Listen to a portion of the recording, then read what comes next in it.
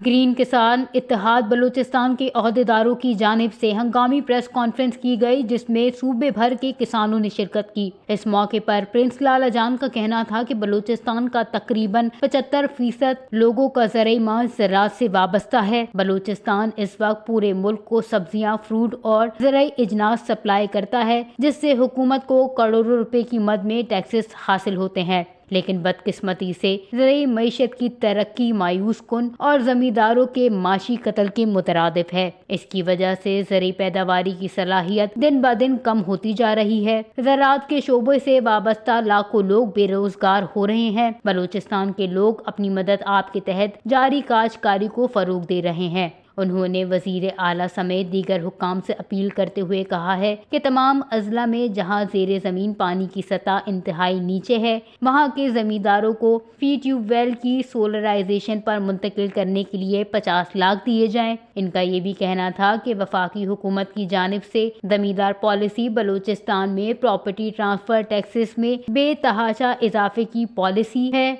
जिसको हम यकसर मुस्तरद करते हैं और इनके खिलाफ बलूचिस्तान के तमाम सियासी जमहूरी पार्टियों, आवाम, ताजिर बिरादरी, ट्रांसपोर्टर्स को मुत्तहद मुनज़्ज़म करके भरपूर अवामी एहतजाज करके इस किस्म के किसी भी ज़राई टैक्स को पूरे मुल्क में नाफिज करने नहीं देंगे। वश न्यूज़, कोयटा, बलूचिस्तान।